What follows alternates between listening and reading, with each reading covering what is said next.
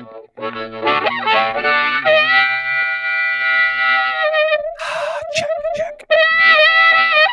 Here we go. Hi, everybody. Good to see you. Welcome back.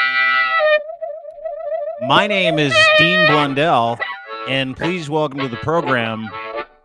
My name is, in 1981, my name became Charles Adler, and I've kept it for over 43 years now. So Happy New Year to you, and Happy New Year to Charles Adler. Yes, Charles Adler, Dean Blundell, back for another fun Tuesday, everybody. Nice to see you. Well, it's Tuesday, Wednesday, depends on which, because we had the Monday off, right? New Year's Day. But we're back, and we are here. This is a new podcast, even though it's on the old podcast plan. It's called Reprogrammed. That is Chuck. I am Dean. And you know what? Everybody likes to walk through this world, Chuck, with this idea of how life works until one day you realize I've been wrong for 25 years. Or maybe I found something out that I didn't know. Or maybe I had this idea in my head about the way things work. And then someone opened up my eyes to something. And we're just a couple old dogs, right? Like you and I are, you're the legendary Charles Adler. We've had these thoughts. I'm only 40, but I'm only 43. I'm younger. Because I became Charles Adler 43 years ago. So I want that's your radio name. I want you to treat me like a younger, and I'll treat you like an elder with all the respect you do. Thank you very much. But you and I have talked for many, many hours on the phone. We talk obviously on the podcast, and in the world that we live in, everybody's got this idea about how the way the world works or the things that you've learned. And I wanted to preface today's podcast, which is a humdinger, by the way. I wanted to preface today's podcast with Dean and Chuck getting together to talk about how we were programmed before and how it's possible to be reprogrammed, how it's possible for you to take in new information and change your mind. What was true yesterday might not be true today, Mr. Adler. You know that.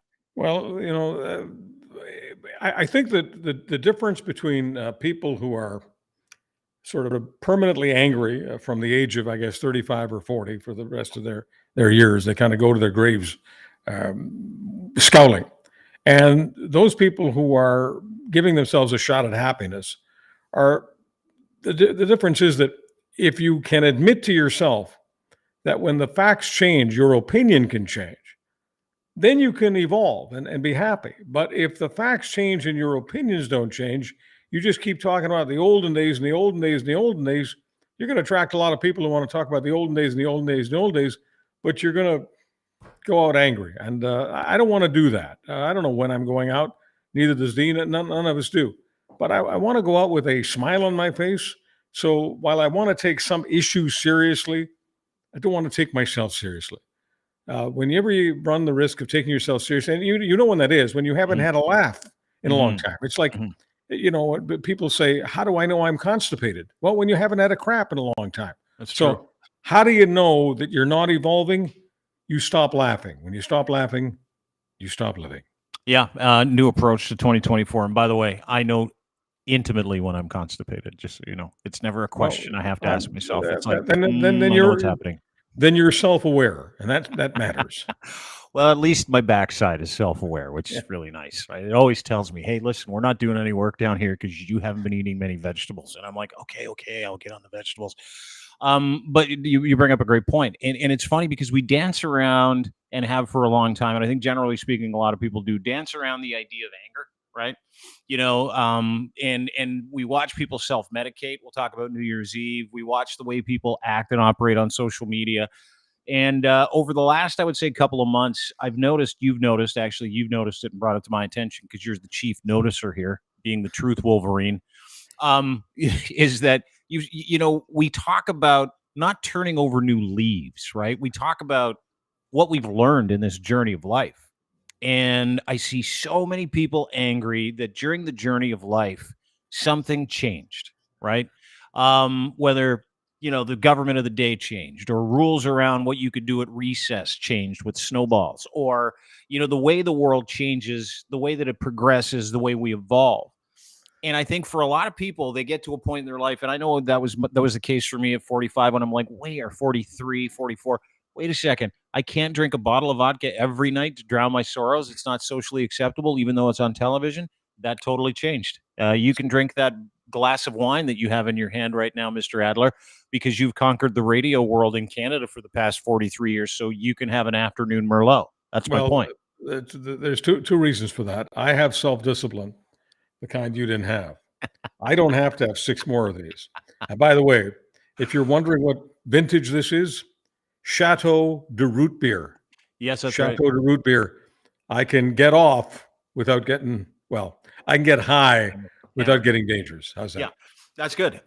But everybody comes into knowledge at different points in time, and we fight like crazy with limited knowledge. It's the Dunning-Kruger thing. And so, over the past several years, obviously Charles has had a change in ideology, maybe, or change in how you understand the world to be, and your convictions have brought you to a certain place. I know for myself, very much so. I believe that there's nothing more important than being a good character and acts for the common good. 10 years ago, nothing was more important to me than making as much money as I could and making sure I drove free cars. So it's a very, very different world that we live in, right? Very different world. And a lot of people have a hard time adapting. And when you get new information about something you thought was a certain way for a long period of time, the reticence and the anger that we see out there from people that are like, listen, I don't want to listen to that. I don't want to hear that. That really encapsulates where we are with information today that gets shared with people everywhere, does it not? Well, I don't, on just without, being a high school principal, I got to correct some of what was just said. I don't think I changed Okay. ideology. I think I stopped being ideological. Mm, And I think there's a distinction there, actually. I think when you're ideological, you put everything through the same damn filter. mhm. And when you're not ideological, you take things for what they are. So you're more grounded. And once again, to go with what we were talking about having a sense of humor about you, not getting overly sanctimonious, overly self righteous, overly invested in something that went on 10 or 20 or 30 years ago. There's nothing wrong with having a particular position, conservative, liberal, whatever. I mean, in general, on many things, I'm a conservative. In many ways, I'm just a very traditional guy. I mean, last week we had the argument about Christmas, and I'm all for saying Merry Christmas and Happy Holiday to me is an abomination. That doesn't mean I want to put people in jail if they use it. I just don't understand why people have any trouble with the two words Merry Christmas, especially on December 25th. So I'm very traditional about many things. However, I am not ideologically conservative. I'm not one of these people who thinks that everything that comes out of, let's say, the Conservative Party of Canada is 100% the truth, the whole truth, and nothing but the truth. And everything that comes out of the Liberal Party or the NDP Party is 100% bad, bordering on evil. I don't know how to live in that kind of world. And I think to some extent I was living in that world for a number of years. And the reason I feel a lot freer and a lot happier is I don't take that world seriously anymore. I think it's kind of clownish, actually.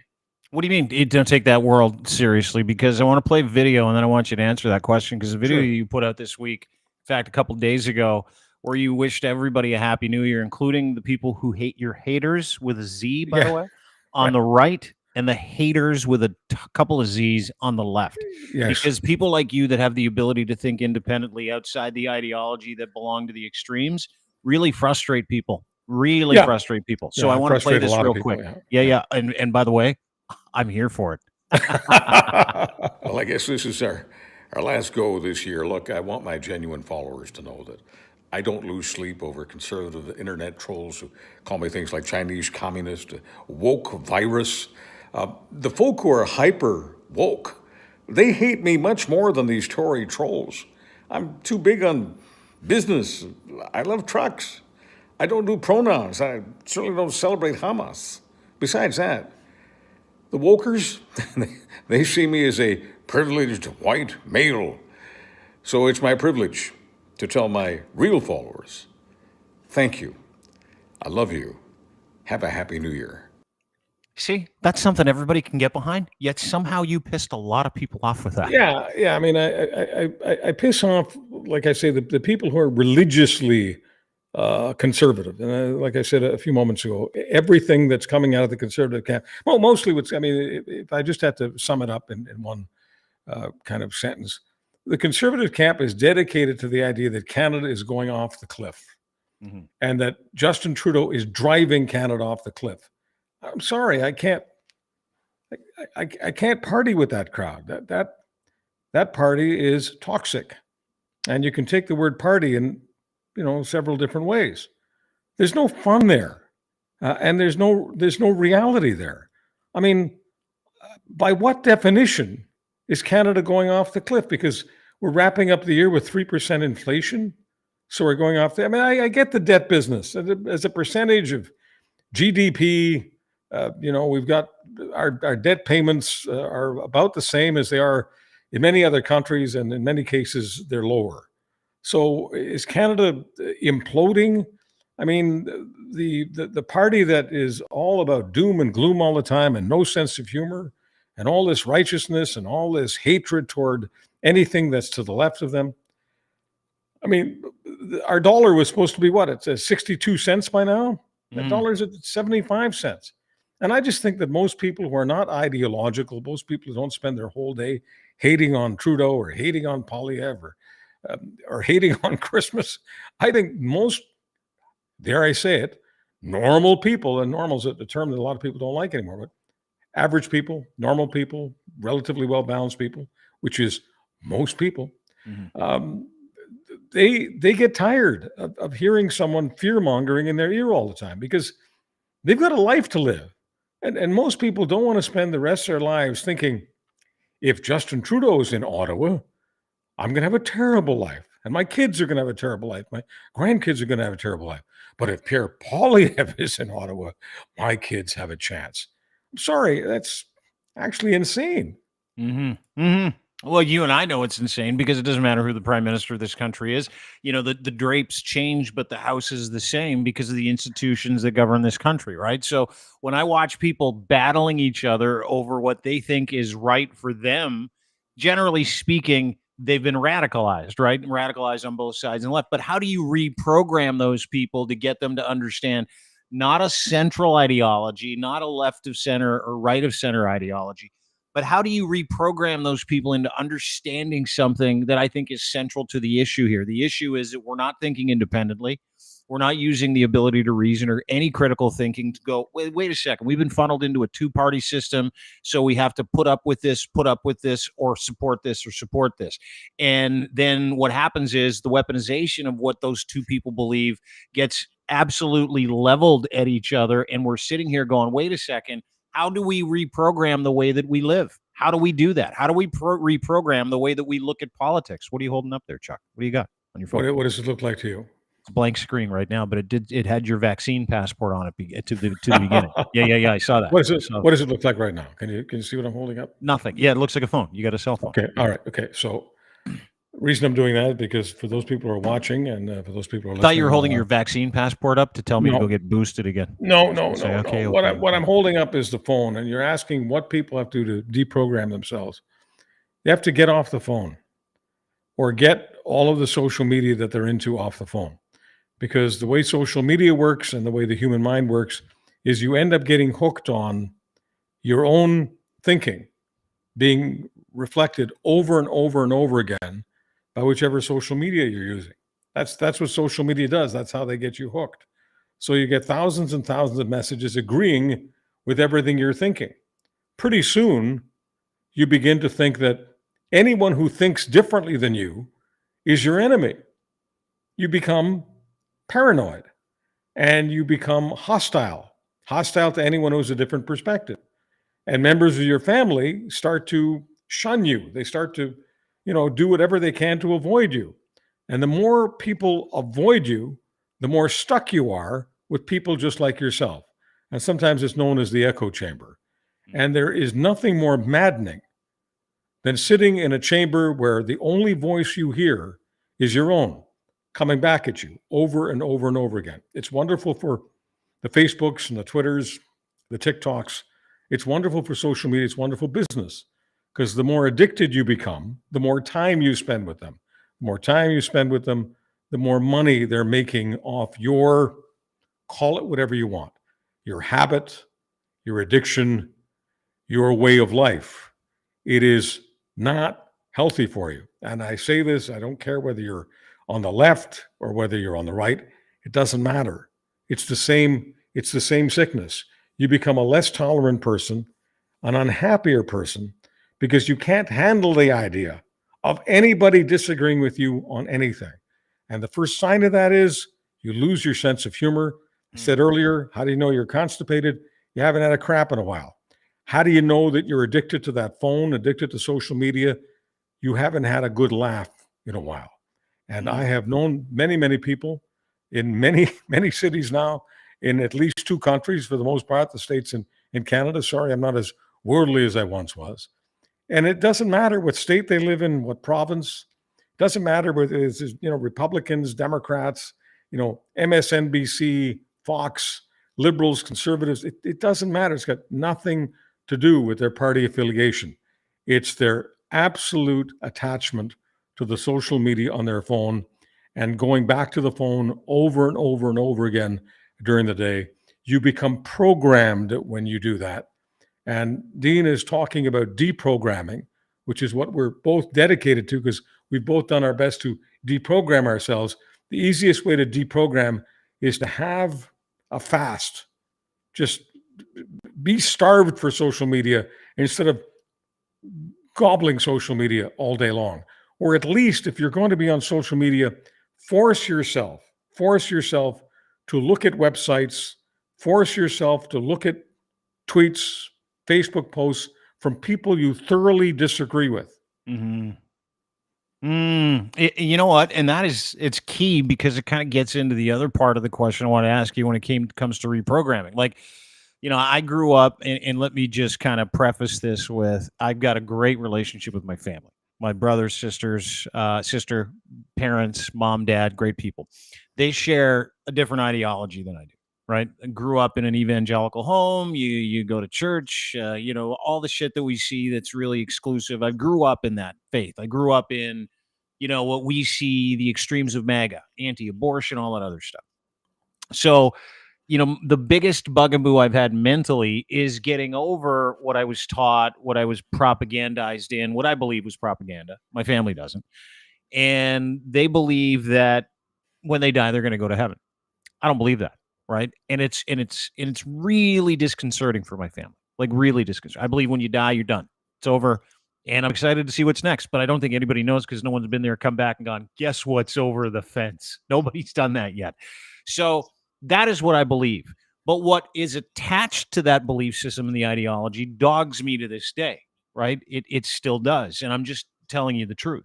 No, listen, it comes up all the time. Anyone who listens to your podcast, whether you're on with me or cheating on me and on with others, they will hear you referring to your evangelical past, at least once or twice during the cast, and that is definitely dogging you. I mean, something like heaven. I mean, you're angry with the church. You're angry with the idea of heaven and all the rest of it. I didn't grow up in that church. I grew up in a fairly middle of the road, religion. Religion was part of my big part of my father's life, and he did some token things. He went to synagogue on the high holidays, and he did all of this because he wanted to honor his parents, honor his family, honor his heritage, and that's great. I did very little of that because I just don't have an attention span for it. However, if you're asking me the straight up question, would I prefer heaven over just being bug food? Yeah, of course.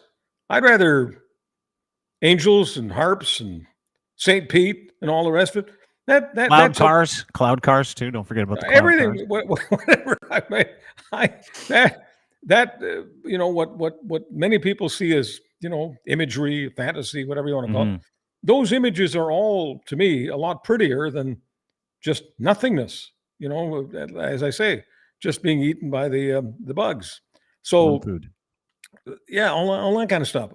So if I have a choice between spending my time in heaven with all that great music and just being eaten up by bugs and worms, to me it's an easy choice. So because I wasn't brought up in any of that, like I wasn't brought up with people telling me you better do this or you're not going to heaven. You're going to go to hell. You better do this or you're going to. I wasn't brought up with that. And it's really going to hurt, by the way. That's the thing they tell you when you're 12. It's going to burn, man. Yeah. So I don't doubt that if I had grown up exactly as you, there might be a chance that it would be something that would be an albatross, a chip on my shoulder, maybe feeling like it's the Rock of Gibraltar, the cross I'm bearing, it's really heavy. I mean, I may feel a burden over that for the rest of my life, but because I didn't grow up with that, Sure. to me, they're all nice stories. And when I see them on TV and see them in the movies and all of that, I don't get angry at all.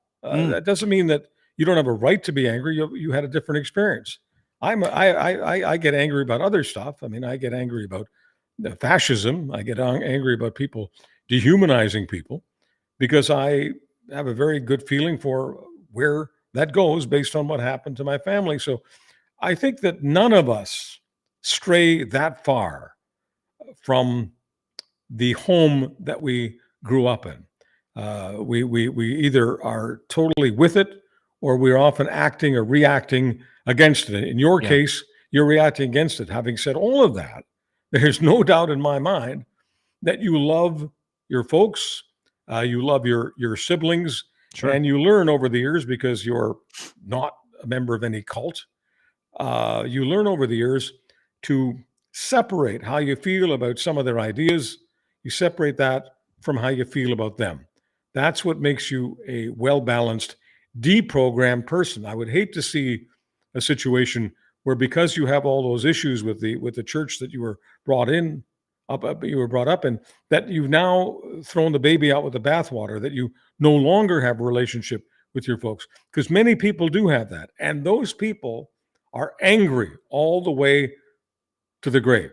If you abandon not just some of the ideas that you found to be unacceptable, if you abandon all of the people, whether they're friends, whether they're if you abandon them, you abandon a big part of yourself, and it's very, very difficult to have a good sense of humor about you, and to be self-deprecating, and to be the kind of person that people are attracted to. You become a big negative, and you become totally, totally vulnerable to various political parties and political movements. If you drill down deep into the people who are most attracted to those things, very often their souls have separated from something in the past. Yeah, they've been reprogrammed or deprogrammed, and I think that that's kind of where all of these links in the chain connect in terms of reprogramming yourself, trying to figure out what you know, what you don't know, what you believe today, what was true for you yesterday might not be true today. All of those things, and we experience them in microcosms. My biggest struggle has been with faith. It's been with this idea of the way that life works, the idea that the earth isn't 5,000 to 7,000 years old, the idea that we came from evolution, all those things that I was told was not true, all of those things. So sure, there's resentment there, but my point is that if I can take an ideology, something that has been drilled into my head, baked into my head through Sunday school, Bible camp, private Christian high school, outreach programs, all the things that church was. And if I'm going to sit here and ask, because it's a lot safer to stay in your ideology, it's a lot safer to stay in this little sphere of what you think you know, right? And where it matters today, and again, you can extrapolate this out from religion that you used to believe in or that you were kettled by as a family member to your political leanings and how you feel about vaccines and how you feel about masks and how you feel about social programs, all those things, where you take your ideology and you challenge it. You legitimately challenge it. To your point, when I asked you about how do you reprogram, putting down your phone is one of them, but being open to other concepts and ideas where we literally will hide from them as people, right?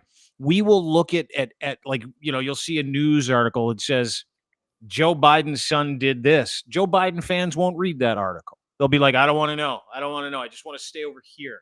Same thing with Donald Trump. Trump fans, and they're notoriously bad for it.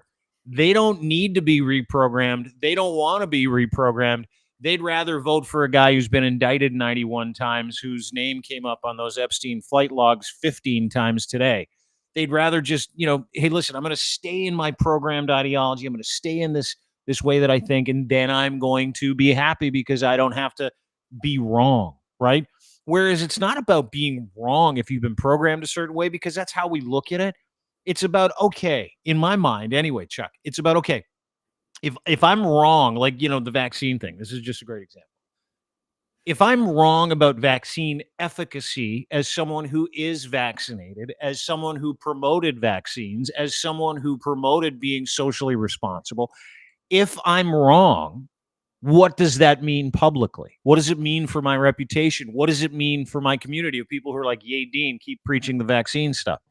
And it's an amazing thing how the negativity around possibly being wrong prevents people from wanting to be right, or at least getting that information about being right. Doesn't matter what it is, but it's all wrapped up in ego. And I don't understand why people today toil in their frustration, tweeting hate speech to people that they don't know, getting angry at their neighbors, telling people they want nothing to do with them because they simply will not open their minds up to what that person believes, thinks, or says, and refuses to educate themselves. Like, how do we get people to live outside that echo chamber, outside of actually telling them to put their fucking phones down? Pardon my language. That's all right. Look, people want to live in a community, and you have to relate to this part of it. Uh, and I'm going to use church, whether you like it or not. I like Because it. I don't have a problem with it. I don't have to go to that. I'm just not going. That's all. I'll just use church as an example, because there are many different kinds of churches. But when the church was a bigger thing in people's lives, and you want to say church, temple, synagogue, I don't care. The house of worship, whatever house of worship people had in their lives a while ago, that was the centerpiece for their culture. So whether it was the religion they observed, whether it was the school they went to, whether it was the people involved in that church that became their community of friends, whether they played cards with them or went drinking with them, or played football with them or hockey. I mean, there was a time when the house of worship in any particular community gave you the doors to everything that involved your life, and you felt like you were a member of a larger community. We all need to believe in something larger than ourselves, and we have to belong to something that's larger than ourselves, unless we're hermits, and that's just a very tiny percentage of the human race. We are basically social animals. We need to socialize. So when the church and the community centers broke down, and we basically moved to the suburbs, where we met a whole lot of people from a whole lot of places on earth, but they weren't members of any particular church. They weren't members of any particular community club that we were members of. They may have been members of their own, but the point is it became very disparate. And I think that much of the social media feeds this hunger for people to be part of a community that they are no longer part of. They were brought up in one, but they're no longer living in one. That makes people hungry. It makes them yearn for people who share their values. And that's why I think they're very vulnerable to social media and to feeling that the ways that they do. But more to the point of what you're making, why don't they change? Because for them, it feels much better to cleave with their own community. So whether they're pro-Biden, pro-Trudeau, pro-Poilievre, pro-Trump, it doesn't matter. It's not about the individual actions of any of those politicians. It's the people who are behind them, the so-called base. Every organization, every political party has a so-called base, and the people who are part of that base don't care. People who are part of Trump's base, they don't care if he's charged with 91 crimes or 191 crimes. It's absolutely irrelevant to them. It's not just that they relate to him, they relate to the people who relate to him, and they're opposed to the people who are opposed to them. That gives them a feeling of community that they no longer have living in some generic suburb somewhere in the world. Yeah, great point. Let me ask you something about challenging those ideologies, or the idea that your political heroes are correct. And by the way, I'm going to change how I look at politics and misinformation, disinformation, all the stuff that drives people crazy. When you get that tweet from some third-party agent where he's like, everything that's bad is Justin Trudeau's fault. Like, I'm going to start having some fun with that instead of going, how can they keep doing this? Like, how can they keep doing this? Well, I'm going to start, because I wouldn't give you a nickel, okay, for the other way. I wouldn't give you a nickel worrying about why so many of these people are either trolls or impersonating trolls, I wouldn't worry about it. I would make fun of it.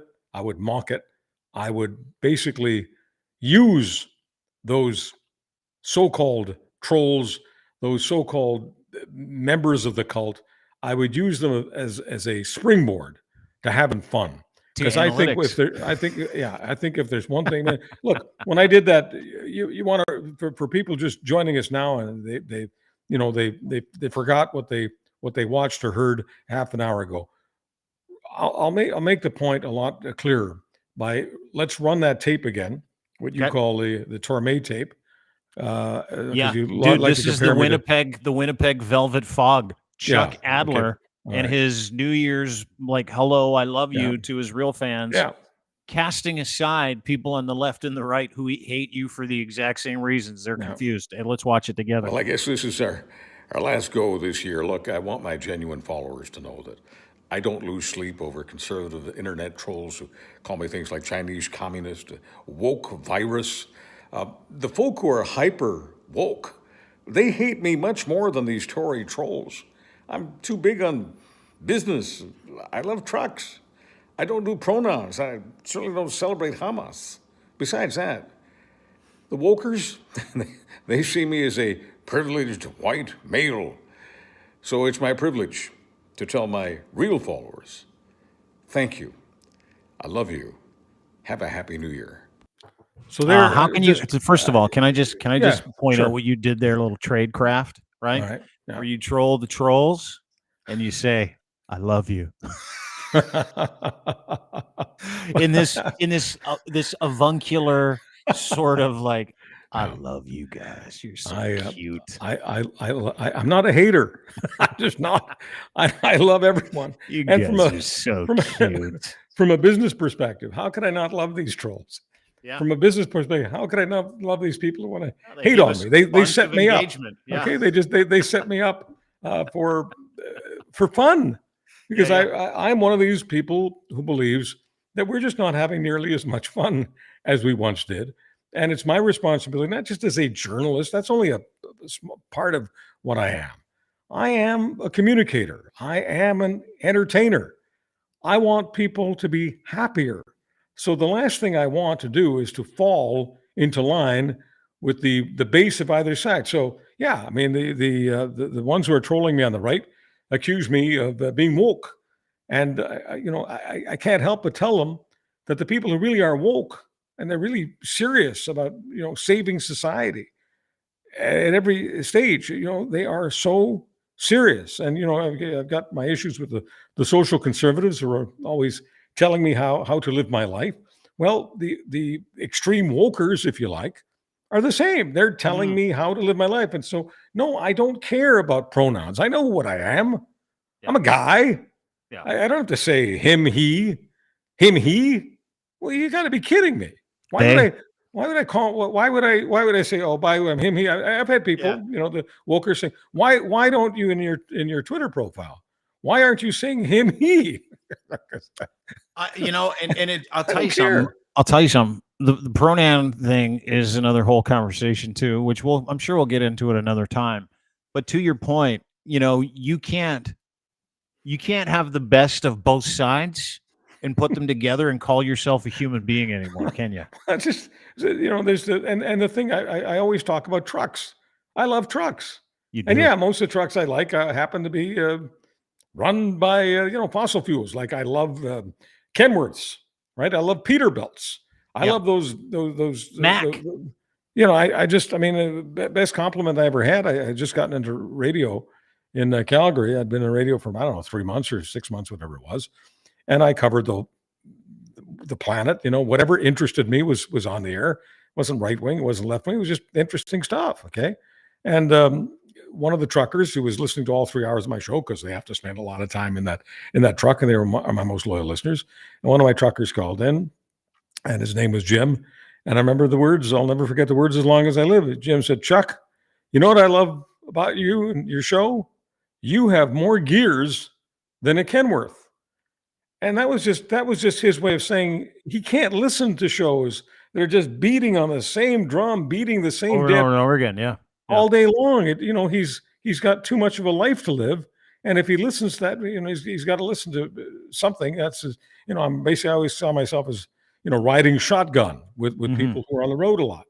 And so if he's got someone riding shotgun with him for 3 hours, 5 hours, 8 hours, 12 hours, just beating on that, well, then he too will turn into one of these angry people. And I was dedicated to making sure that while we covered issues, we covered the news, that we didn't take ourselves seriously, and that we did switch from this to that, local, national, international, human interest. It didn't matter if I bumped into an interesting person on the phone, because I'd be taking lots of phone calls in those days. You didn't have to worry about taking phone calls. You weren't likely to just get mountains of hate coming at you like we did during the days of COVID, for instance, which kind of, that was when I lost interest entirely in doing talk radio.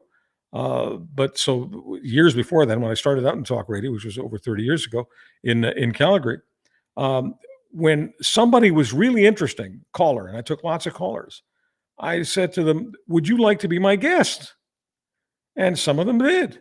So they came down to the station and they'd be sharing a mic with me in the studio, telling me more about themselves. And they were far more interesting as guests than some of the people who, producers would have on Took speed dial. themselves so seriously. No, the experts. I'm an expert at constipation. I'm important. Yeah. Look at me. And you know what? You talk about treating things with a sense of humor. So case in point, there's a clip that came out about Pierre Polyev. And listen, I'm just as guilty as everybody else about being too serious about fascism, too serious about politics, too serious about the order of the day. This genuinely made me laugh. This was a clip that was put out by the missing Pierre Polyev. Like, no one knows where he is. I mean, he's allowed a vacation. He's worked hard. I get it. But we can't find him. So they're putting out some recycled stuff, including like a recycled thing with him and his wife making like an alcoholic morning beverage. Whatever. It doesn't matter. But super cool, super cute. Good for him. Good for them. This clip made me laugh my ass off. And if you're in a conservative war room, I'm going to play this for you. I want your thoughts. Because in this clip, Pierre is celebrating electricians who harness Canada's electricity from standing in a field with lightning bolt rods, I guess. Here, let's watch this together. The electrician who captures lightning from the sky, runs it through a copper wire to illuminate this room and light up the world is not ordinary. He is extraordinary. Yeah, and I would agree with that. That is extraordinary. Like, if he happens to know somebody that is standing in a field on a piece of sheet metal with a lightning rod going, it's coming at any point, fellas. Yeah. I swear to God, we're going to light up Kindersley tonight if this storm gives us what we need. Like, can't we enjoy those things together? Well, of course we can. And there's no doubt in my mind that, he's making the point that he loves common people, because that's always his thing, right? Sure. Loves common people. So he celebrates common people. So he says all kinds of stuff that by the way, catching lightning is uncommon. So don't like let's find a different word for that guy. But he's celebrating the electrician, right? Because if you remember, I lived in that world for many years. Yeah. Okay. So you're always celebrating people who work with their hands. They're the people who really work. The ones who are at keyboards, like all the people he has in his real life, they're not real Canadians. Real Canadians work with their hands, like plumbers, like farmers, like electricians. So I mean, there's a list of them, and so that's that's a move. That's like a political move. That's everything. Yeah, but would you not, as someone who writes used to write talking points like that, like the War on Christmas talking points, would you not go, hey, listen, before you go out there, just so you know, this is how electricity works. This is. We get it from Niagara Falls. It's from a turbine. It's a big thing. It's called hydro. I wouldn't use that particular talking point, but I don't know who wrote that particular talking point, and they may be a freaking idiot for all I know. But what he does correctly for his audience, it's the tone. And if you watch it again, you'll notice that tone is getting the response that he's eliciting, because he's being inspirational. He's doing a wannabe version of what the Sunday morning Bible thumpers are doing. He's doing that same. It's a bad version, but it's good enough and it's better than what most politicians can do. And people are always judged relative to their peers. So No, he's better at doing that than many others. He really is. I mean, listen, I bought it for a second. I had to Google, do we get electricity from guys standing there with lightning rods capturing lightning as it rains down from the heavens? And the answer is no. Just so you know, I literally had to Google, how do we get electricity? It's not about, I'm not trying to be his lawyer here. I'm just trying to say, I know. It's not, that isn't about electricity. It's simply about celebrating the common working person. Right. Which is really interesting because his party hates labor unions. Like, really? Yeah. No, if you're looking for intellectual consistency, is ain't there. I think it was Emerson who wrote that, and it could have been someone else. Could have been, who's the guy who spent a lot of time on the lake? I'm not talking about Lake Wobegon. Who's the guy that he spent a lot of time alone? He talked about misery and the common person and people leading lives of common misery. I think it starts with an H. It'll come to me at some point. Anyway, famous philosopher, American philosopher, somewhere around the 18th century. And he talked about what we're talking about.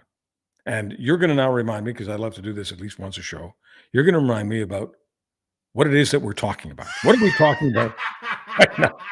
Chuck and Dean here. We're talking about having more fun with these guys and reprogramming ourselves and instead of taking it so seriously. It fits into the theme. You don't have to. This is what I love about renaming the podcast. You can always stay on topic almost the entire show, which is incredible. See, we can have fun with ourselves. It's almost as if you had like a real banger of a New Year's Eve. Did you go out at all for New Year's Eve or no? I did. I went to. Where'd you go? Well, I went to the. By the way, Happy New Year to you. Thanks very much. Happy New Year. I went to the steakhouse that John Candy used to love going to in Winnipeg. It's called Ray and Jerry's. Ray and Jerry's. It's world famous. He used to order the pierogies and the steak from there, and he used to have them cater all of his movies. Did you know that, John Candy? Ray and Jerry's is super famous. They make the best steak apparently in the entire province of Manitoba, maybe one of the best in the world. Yeah, they're very good at what they do, but they don't, unfortunately, have on the menu something that I've eaten far too many of, but I could never stop loving it. And I don't know whether your mom or dad loved this, because a previous generation did, and many people in today's generation are grossed out by this. So here it is: liver with onions and bacon. Okay, fried liver with onions and bacon was, in my books, the best thing that they had on the menu, and they haven't had it on the menu for a long time. Well, because it's an organ, Chuck. It's not an organ house; it's a steak house. I grew up with liver and onions. My mom and dad loved it, and my grandmother loved it, and so I loved it. And so one day, many years after I'd run away from home, as it were, I discovered at Ray and Jerry's on the menu, and of course I was used to ordering steak, prime rib, other steak. Sure. Sometimes fish. In Winnipeg, big appetizer is Winnipeg Gold Eye. And there's pickerel, which other people have other names for. Anyway, so instead of ordering any of those things, I spotted the liver with onion and bacon, and I went, "Holy! I gotta try this." And gotta have it. It was. Used to have it all the time. They took it off the menu. I feel sad for you. Did you have a couple cocktails on New Year's Eve? No. I an alcohol-free New Year's Eve. I've been alcohol-free for a few weeks now. Your story inspired me to go alcohol-free for a while.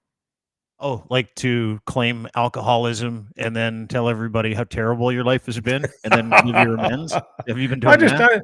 I'm just taking a break from it. I don't drink very much. I'm not saying that there wasn't a time when I used to like drinking more, but my problem with alcohol, and maybe it's a good problem to have, if I have like more than one beer, or like right now I'm using a wine glass, but it's just containing root beer. Yeah, it's a very classy root beer, though, Chuck. It is a classy root beer in that wine glass. But if I have, if I have real wine, like a glass of it, or 2 glasses of beer, I go to sleep. Do you really? Puts me to sleep. I don't become more animated. I become sleepy. Yeah, it was a weird year this year because obviously I have no problem talking about not drinking, but New Year's Eve, and listen, a lot changes when you quit drinking. So I quit drinking almost 7 years ago. Um, and I call it ride program season. Really excites me as a non-drinker, and I'll tell you why. New Year's Eve, I volunteered to drive everybody everywhere. I'm like, yeah, whatever. Tell your friends. I'll go get them, go get you.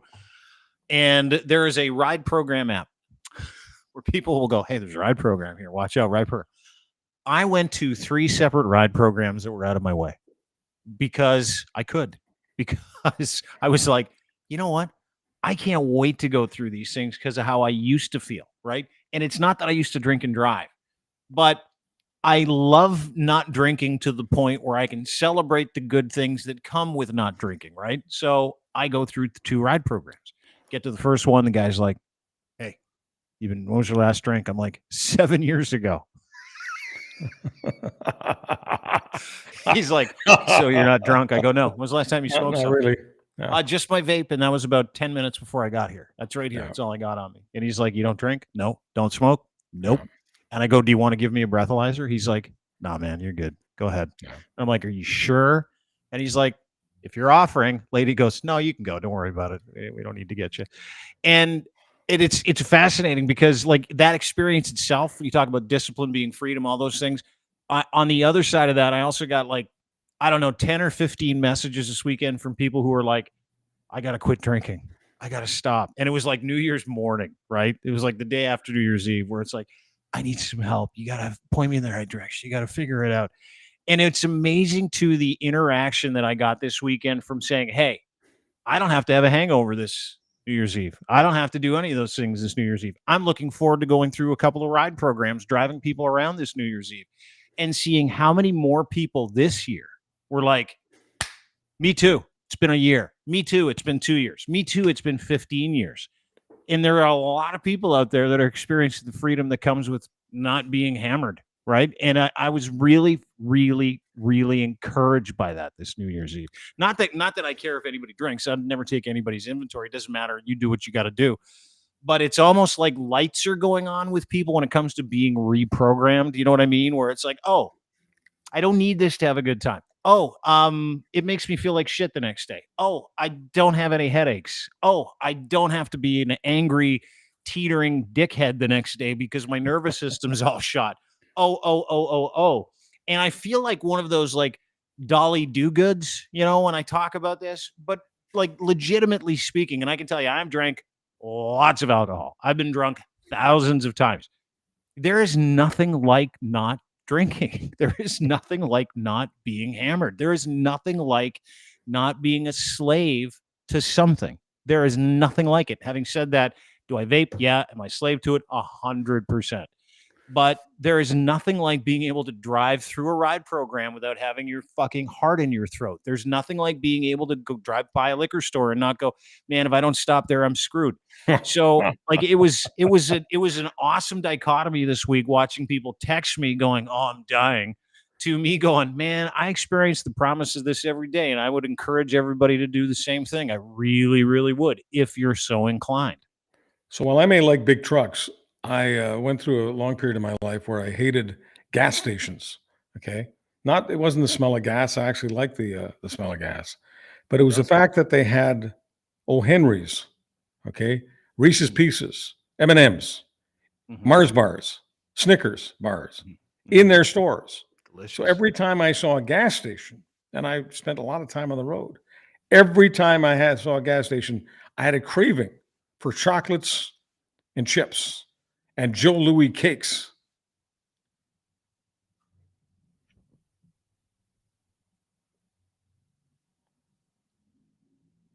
Why are we all quiet all of a sudden? Well, because I just said something profound. The other piece of profundity I want to offer is Ray Waldo Emerson.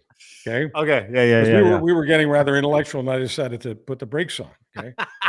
Now that we're having some fun, it's okay to bring in, the smart stuff. It was Ray Waldo Emerson, who was a philosopher in the 19th century, who said that intellectual consistency is the hobgoblin of mediocre minds. And that came up earlier, but it doesn't matter why it came up. Context doesn't matter here. I want everyone to read as much as they can about Ray Waldo Emerson, because he, on top of coming up with these great quotes, okay? He was one of the masters of self-reliance. And in fact, he wrote a book called Self-Reliance. And I know the wokers, the ultra wokers don't like the idea of self-reliance, and the ultra right wingers don't like it. But I'm telling you, if you borrow, read, even if you just go on the computer and download a couple of chapters of Ray Waldo Emerson, Self-Reliance, if you can rely on yourself for the most important things in life, like thinking, doing your own thinking, you will be a much happier person. And he is the guy, when you read it, when you read some of it and realize how much this could change your life in a very, very good way, you'll realize why the guy that Chuck will never forget as the person who said intellectual consistency is the hobgoblin of mediocre minds. You'll know why Ray Waldo Emerson means so much to me. Charles Adler, thank you very much for doing this. Really appreciate your time today. You can get his podcast where you get our podcast, Crier Media, crier.co. You can also get it anywhere you find podcasts. This is another dual cast, we called it, reprogrammed. If we can learn new things, trust me, you can too. My name is Dean Blundell. I'm Charles Adler, and I love Canada and Canadians. I love America and Americans. I love Great Britain and the British. I love Israel and the Israelis. I love Gaza and the Palestinians. Most of all, I love you. Good night, everybody.